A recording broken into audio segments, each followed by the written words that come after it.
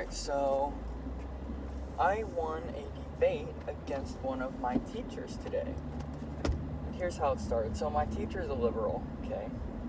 And she teaches my gov class. So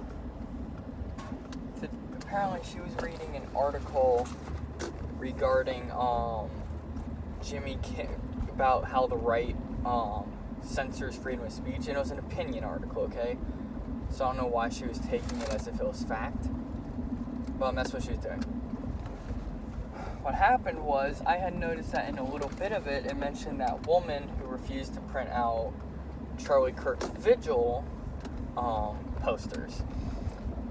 And the article writer, along with my teacher, were trying to pass it off as it was that her First Amendment right was violated. But here's the thing, I did some digging, okay? The people who had ordered the posters had already paid. So they had already entered essentially what is a contract with the company that says that, hey, we paid you money for these posters to be printed. Can you print them? So they had paid. They had come back in a few days to pick up the posters that they had ordered. And when they asked the woman, hey, where are our posters? She said that they didn't print them because they're political propaganda, and they don't print that there. But it's not her job to dictate what gets printed and what doesn't get printed. That's her employer's job, and her employer had already said, yeah, get those printed.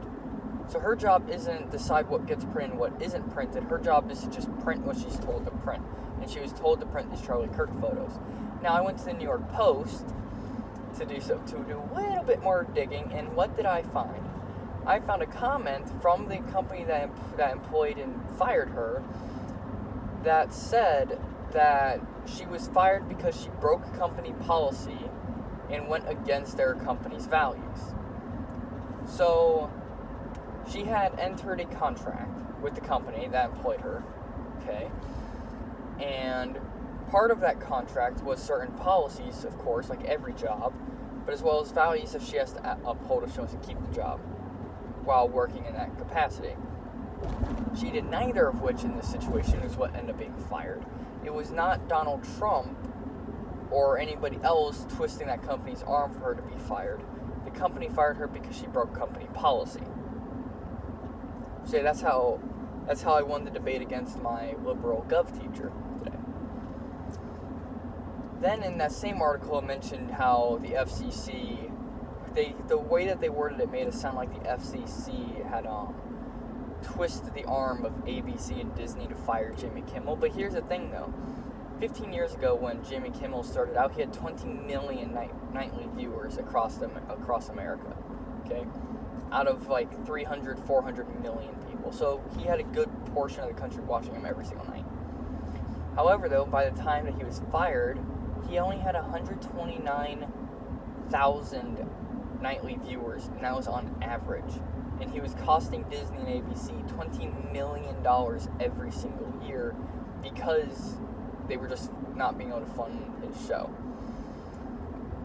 And they had been looking for a way to get rid of him for a while, and they found the Charlie Kirk comments as a good scapegoat for it.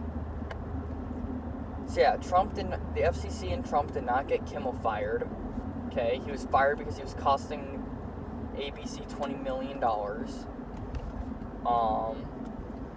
And Trump did not get that woman who refused to print Charlie Kirk vigil posters fired.